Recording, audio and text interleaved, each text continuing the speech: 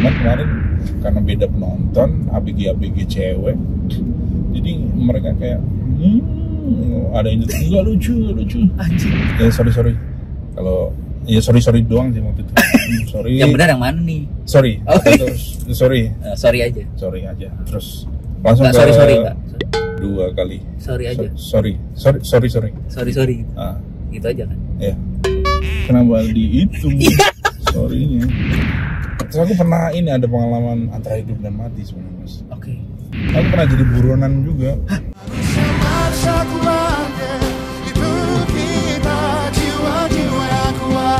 Terus aku pernah ini ada pengalaman antara hidup dan mati sebenarnya Mas. Oke.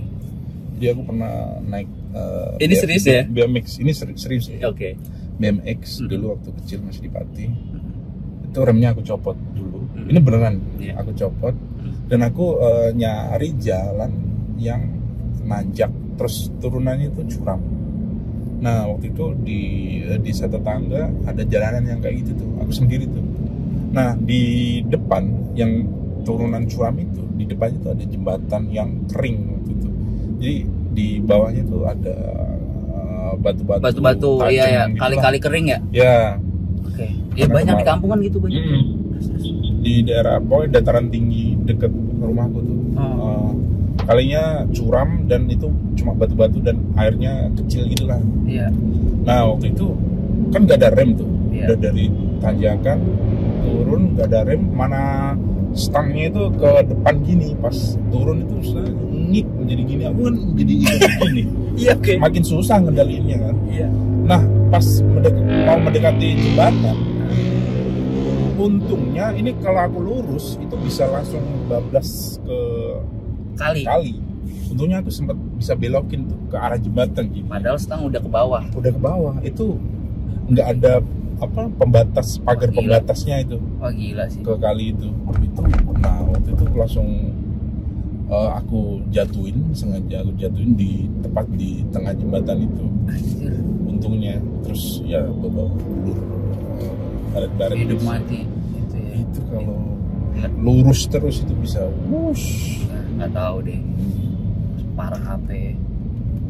Anjir ada-ada aja ya. Itu umur berapa Mas? Ingat 1 SMP. SMP ya. 1 SMP.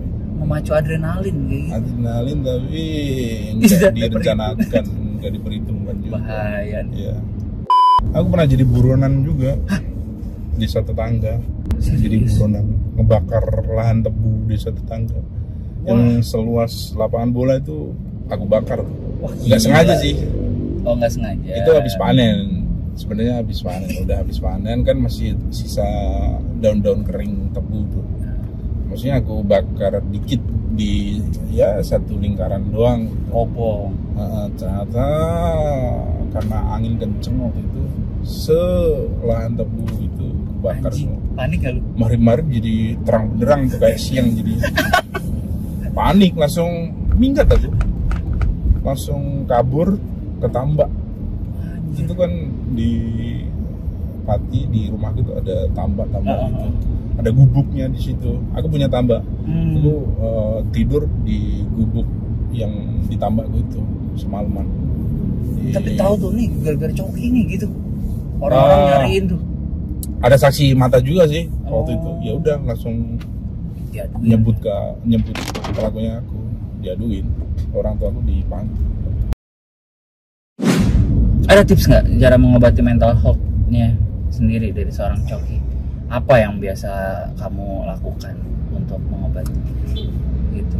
Karena itu pengaruh kan? Pengaruh nih. Mood.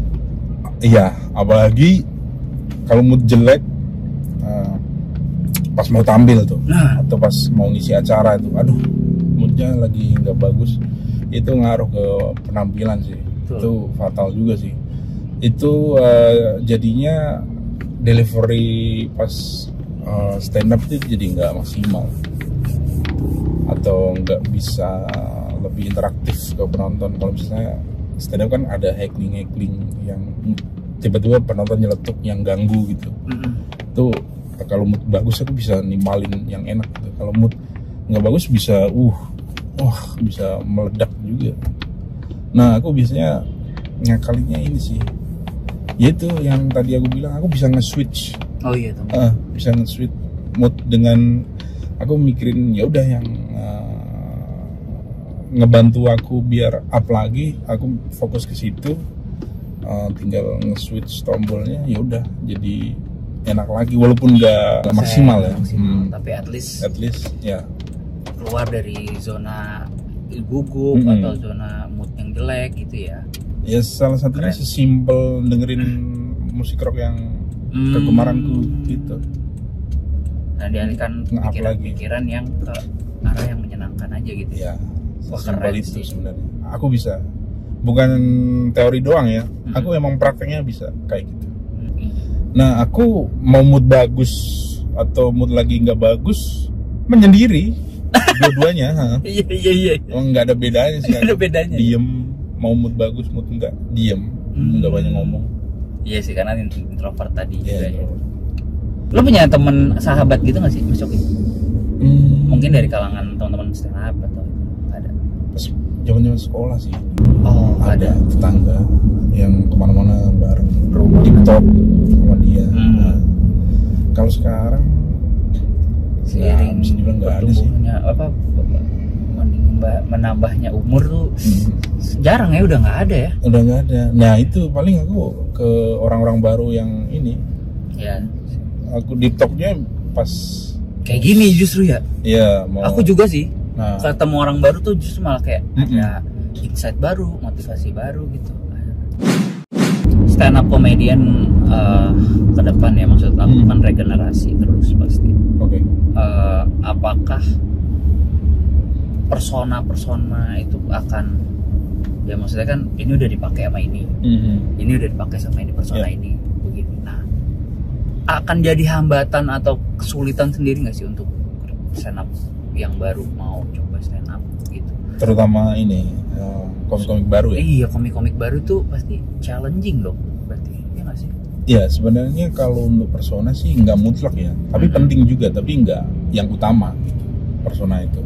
Lebih ke dia basicnya apa, background dia apa, misalnya dia kerja di SPBU misalnya. Oh iya, atau dia security kayak atau itu ya. Dia dulu nonton maling misalnya. Itu juga tanda kutip persona yang kuat. Dia bisa bahas yang apapun tapi dari sisi security misalnya. Itu menarik juga. Jadi menurutku sih nggak bakal habis ya buat komik baru asal dia punya background yang menarik. Panggung terberat ya dari seorang Coki Anwar itu ada nggak yang pernah? Mana yang paling? Sebenarnya ini panggung terberat buat sebagian besar komik ya. Corporate ya? Corporate yang notabene karyawannya udah senior misalnya yang di pemerintahan. Aku dulu pernah dapet job corporate di kementerian apa gitu, listrikan kalau nggak salah, apa kan ya, itu konsepnya kan round table gitu, meja bundar. Terus pas mereka makan aku stand upnya. Nah itu gimana maksudnya, mereka fokus ke kambing guling, ke mungkin kalau di nikahan sudah Zoom, kita ngemeng nggak ada yang dengerin jatuhnya. Itu ngangong. Iya itu mati sih, itu meninggal tuh kalau komik momennya kayak gitu tuh meninggal. Iya sih. Iya itu. Terus kemarin juga belum lama di Pekanbaru ya. Nah, sebenarnya pinter-pinter ngelihat audien, penontonnya itu siapa, itu penting juga tuh. Kemarin tuh penonton konser kan, banyak kan ABG, cewek lagi. Terus penontonnya ini Rizky Febian gitu-gitu. Nah, aku bawain yang blue. Wah, pada nyeletuk, gak lucu. Ini bahas tete aku waktu itu. Jadi ya udah, aku akhirnya sebenarnya itu materinya belum kelar yang bahas tete itu. Bahas tete. lebih ke ini, bukan tete secara ini ya. Iya. Bahas Secara ibu arti yang menyusui waktu Oke. itu, bahas tentang ibu yang menyusui. Nah, Aku waktu itu materinya itu aku maksudnya salting kalau nyapa ibu yang lagi menyusui, mana ibunya masih muda, masih itu seksi. ngebom tuh di situ. Materi itu doang tuh. Materi. Yang sebelumnya kena. Ber. Coba materi apa yang sebelumnya dibawakan kemarin? Jangan dibawain di sini. Oh. Itu masih aku pakai di kayak penonton ML itu masih bisa. Masih kena bisa tuh. Oh. Kemarin aku sempat jadi opener Coki Pardede di Purwokerto sama Semarang yang Itu turnya materi. dia, maaf saya bebas. Bebas. Itu kena aja di dua kota itu. Cuman kemarin karena beda penonton, ABG cewek, jadi mereka kayak ada yang nggak lucu. Anjing. Terus habis itu belum kelar materinya, beatnya langsung aku switch ke beat selanjutnya jadinya. Tapi alhamdulillah itu closing beat dan kena. Karena nggak drop. Oh. Itu kan kaget ya waktu itu, aku nggak nyangka kalau responnya seperti itu, karena aku sebelumnya di dua kota itu tadi kena. Iya. Dan nggak nyangka kalau responnya sampai kayak gitu. Ya pokoknya nggak lucu. Anjing, bikin dot sih. Itu kalau nggak siap jadi ngeblank itu bisa. Ngeblank ya. Aku waktu itu bilang oke, sorry kalau materinya bikin gak nyaman, langsung ke materi selanjutnya. Oh lu terakhir. Oke, sorry gitu. Gitu. Lu ngomong oke, sorry gitu. Iya, karena ngelihat respon penonton kayak gitu kan. Ya sorry kalau ya sorry doang sih waktu itu. Sorry. Yang benar yang mana nih? Sorry. Terus sorry. Sorry aja. Sorry aja. Terus langsung Nggak, ke sorry Pak. dua kali. Sorry aja. Sorry. Sorry. Gitu aja kan. Ya. Kenapa dihitung sorry-nya? Lupa waktu itu sebulan yang lalu kalau nggak salah. Oke. Langsung kita ke materi terakhir. Gitu. Untungnya kena. Kena ya. Kan Coki Anwar juga terkenal sadis ya kan personanya. Oke. Ya kan? Yang mana di Intimidatif. Lapor Pak itu kan sadis tuh. Nonton juga ya. Nonton. Ya. Ada lagi nggak pengalaman tersadis sama Coki Anwar untuk orang-orang lemah? Yang pengalaman sadis. Sadis. Sadisnya orang-orang lemah yang kalau nyukur jambi pakai gunting atau kenapa? pakai cukuran jambi. Iya kan? Lemah itu. Lemah ya. Nggak seru, nggak ada greget. Lalu aku nyukurnya pakai alat rontok padi, kalau enggak pakai baling-baling helikopter Apache. Gitu. Apache. Iya, baling-balingnya juga bisa buat garuk punggung kalau gatel. Gitu ya. Iya. Goblok. Panutan atau idola ya. Idola seorang Coki Anwar tuh ada nggak sih? Artis, influencer atau musisi atau siapa sih? Aku ngefans sama Dalai Lama. Jadi dia tokoh biksu di Tibet. Oke. Karena dengan kearifan beliau, dengan kekaleman beliau, dia bisa tanda kutip bikin orang jadi adem, Peaceful. Dia kayaknya kalau ditaruh di konser dangdut yang ribut, dia bisa menenangkan. Nah, itu yang menjadi inspirasiku, Dalai Lama. Oke. Iya. Kalau ditanya hobi nih, Oke. hobinya seorang Coki Anwar apa? Pasti nggak jauh-jauh dari yang berbau adrenalin, Adrenalin. flying fox, bungee jumping, Isi. motocross,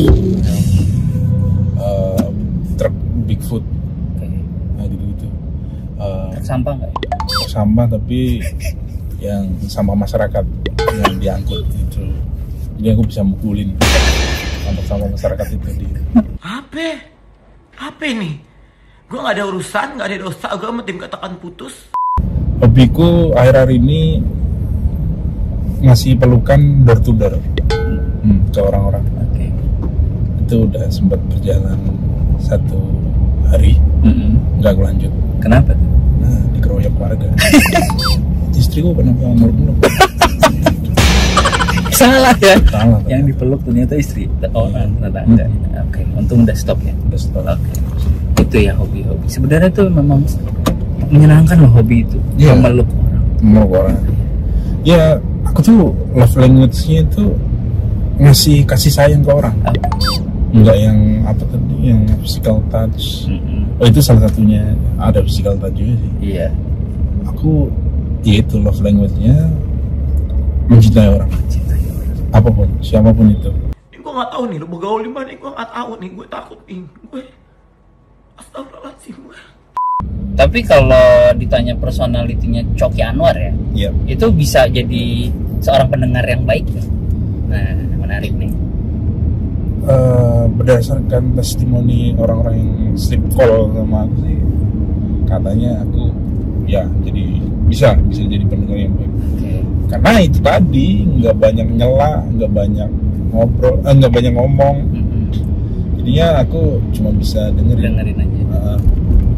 Emang lebih nyaman dengerin sih. Ya sesekali ngasih advice, ngasih saran. Nggak dengerin terus tidur nggak kan? Dengerin ya berak sih paling.